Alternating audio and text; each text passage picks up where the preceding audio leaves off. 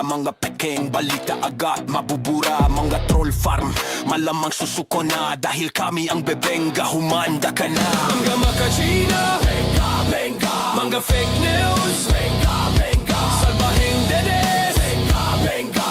Halik sa Walang kawala ang may sala. Pegador, wala kang kawala. Benga, bengador, kayo ay maganda. Benga, bengador, galit sa masama. Benga, bengador, ang sa inyo bebenga. Benga, bengador, wala kang kawala. Benga, bengador, kayo ay maganda. Benga, bengador, galit sa masama. Benga, bengador, ang sa inyo bebenga. Chavit Singson, mga kababayan ko ha. Si Manong Chavit Singson, mga kababayan ko. Eto, makinig kayo ha. Si Manong Chavit, mga kababayan ko, mukhang kumakabig. Ilalaglag na daw, mga kababayan, ang mastermind. Aba, mukhang atang may bagong pasabog si Manong Sabit. Oh, may bagong pasabog si Manong Sabit sa isang TV interview ng Roommates, mga kababayan ko. Tila ba meron siyang pasabog sa 2026 at ikakanta niya na daw yung mga mastermind, mga kababayan ko. Dapat na daw hulihin ayon kay Manong Chavit, mga kababayan ko. Oh, si Manong Chavit, Manong Chavit Singson. Ito ho, oh. Panoorin niyo itong video na to, mga kababayan. Oh. Talagang masama na nangyayari sa ating bansa. Sakit ano? Masakit. Masakit. Sana maparusahan lahat yung mga kasabwat or yung mastermind. Kasi yung nagdedemanda yung mga nagamit nila, mga engineers. Oh. Galing yan kay Manong Sabit ha. Mga kababayan, hindi ho galing sa atin yan. Galing ho yung salita niyan kay Manong Chavit Singson. Tama ho to, Manong Sabit. Oh, pakinggan nyo ha. Pakinggan nyo mabuti. Talagang masama na nangyayari sa ating bansa. Sakit ano? Masakit. Masakit. Sana maparusahan lahat yung mga kasabwat or yung mastermind. Oh, sana daw maparusahan na yung mga kasabwat at yung mastermind. Sino bang mastermind, Manong Chavit? Napapaisip naman kami niya, Manong Chavit eh. Sino bang mastermind? Kasi yung nagdedemanda yung mga nagamit nila, mga engineers, mga contractor. Paano nagkaroon yung contractor ng gano'ng kalaki? Sino? Oh, ang tanong, paano nagkaroon ng kontraktor ng ganong kalaki? Tandaan niyo sinabi ni Manong Chavit ha. Sunod. Bigay. So, yun ang dapat harapin, yung mastermind.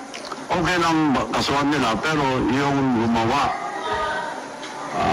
maliwanag naman eh. Parang maliwanag pa siya. Yung pumayag. Yung gumawa, yung nagpagawa sa kanila, yun dapat hanapin.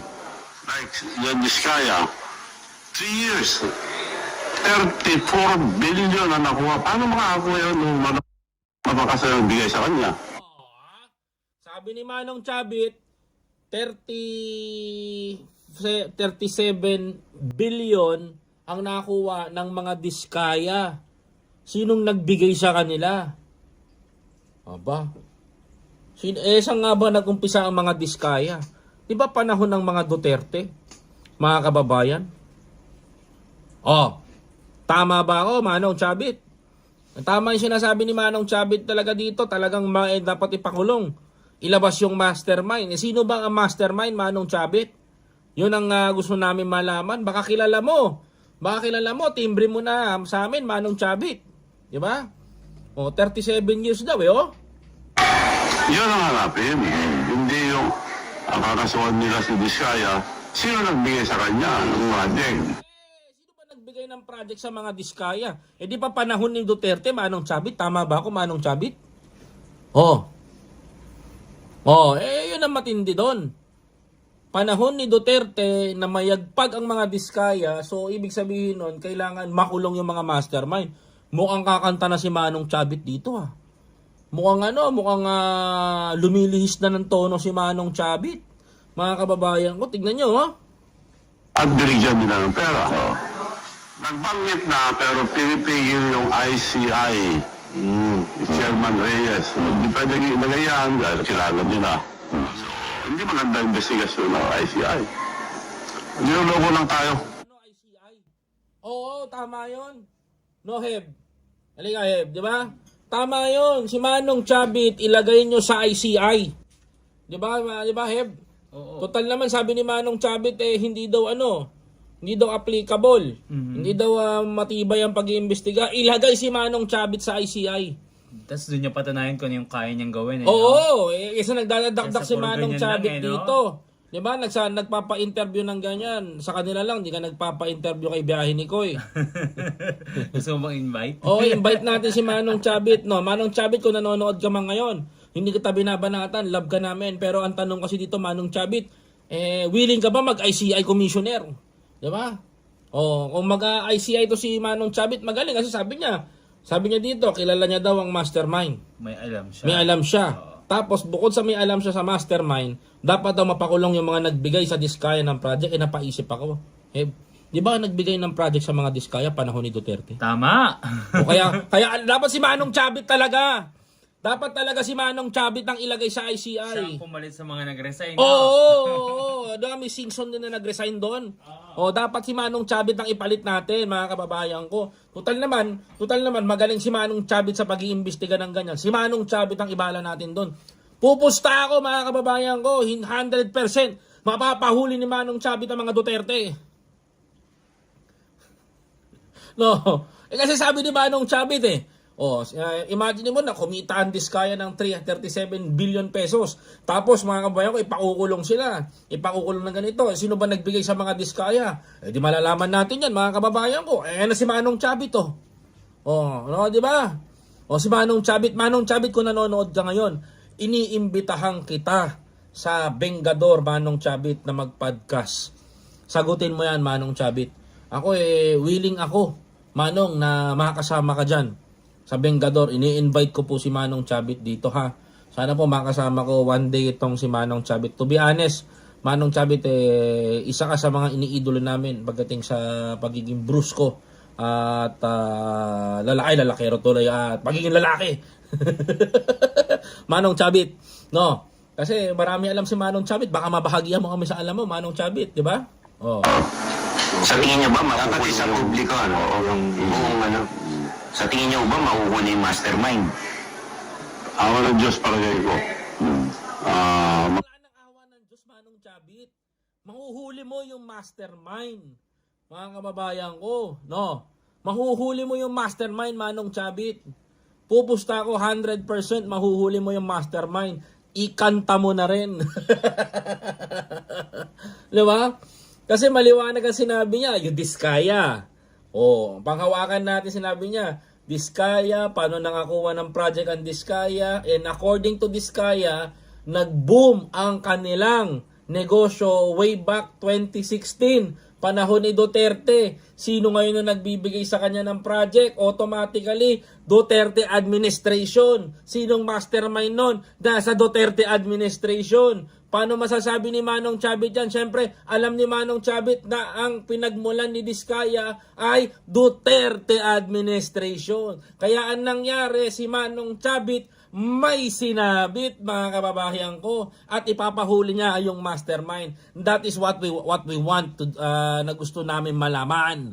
What we want to know, Manong Chavit, is ikaw ang susi para mahuli, Manong Chavit, ang mga kawatan sa pera ng taong bayan. Uulitin ko, alam ni Manong Chavit, 2016, nag-start ang mga Diskaya at inamin ng Diskaya yon. Sino daw ang nagbibigay sa mga Diskaya ng project? Mga kababayan ko, yun daw ang dapat nahuli. Kung pabalikan natin ang mga Diskaya, 2016 umangat at sa panahon ng dating Pangulong Duterte, sa makatuwid, mga kababayan ko, ang korap at ang magnanakaw, ang mastermind na tinutukoy ni Manong Chavit ay nasa Duterte administration. Simple arithmetic na huli si Manong Chavit. Chavit, no? Ulit mahuli next year. Mahuli yan. I'm dead sure mahuli next year. Marami ng katibayan. Sumisilang na. At i-explain ko lahat next year kung Sa January, sa pasabog niyo. yan, pasabog na bagong taon. Yan, abangan nyo Para yan. lang, para maliwanagan lahat. Yan, mas matindi na yung mga paputok na gagamitin ng mga ano. Oh, nako, abangan nyo yan. Aabangan natin yan, mga boss, mga madam, mga amo, mga kuya, ate. Ang pasabog ni Manong Chabit. Oh, ha? Mga kababayan ko, no, yun po ang aabangan natin. To be honest, mga kababayan ko, abangan talaga natin ito kasi nabanggit ni business tycoon na si Ilocosur, former Ilocosur politician, Manong Chabit Singson, talagang ito, mga kababayan ko. Diyan kayo magugulat. Maraming project, mga kababayan ko, ang mabubulgar. Sana mabanggit ni Manong Chabit yung tungkol sa Diskaya. Nang sa ganun, bakit nakatanggap ng ganun pera ang mga Diskaya? No? Si Mark Villar nagbibigay ng projects sa Diskaya. We have no evidence, but what we want to know is the truth, mga kababayan ko, na may alam itong si Manong Chabit. Mga kababayan, uulitin ko po sa inyo, ha? 2016 nag-start ang Diskaya. Nag-boom ang kanilang negosyo. Ang sabi ni Manong Chabit, nakatanggap ng 37 billion pesos. Kung 37 billion pesos nung namumuno sila sa mga kababayan ko sa 2016, ibig sabihin nun malaki ang kita nila noong 2016 at ang mga Diskaya ang namayagpag. To be honest, mga kababayan ko, that's too impossible. Tama si Manong Chabit kung walang nagbibigay sa Diskaya. Tanong dito, sino ang nagbibigay sa Diskaya? At ang sabi ni Manong Chabit, ilalantad niya daw ito, naway sana'y mahuli na daw. Malalaman natin yan sa pagpapatuloy ng sasabihin ni Manong Chabit. Abangan natin to, mga kababayan ko. Dahil ilalaglag na daw ni Manong Chabit kung sino yung mastermind, mga kababayan. Alright, mga kapatid, please don't forget to follow, like, comment, share, and subscribe. May ilalaglag si Manong Chabit, abangan natin.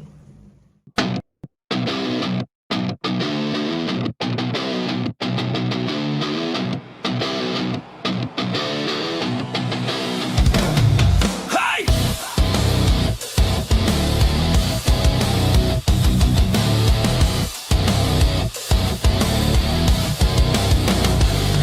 Pagalog ka ang utak, hindi na uubra. Mga pekeng balita agad mabubura. Mga troll farm, malamang susuko na. Dahil kami ang bebenga, humanda ka na. Mga makachina, mga fake news,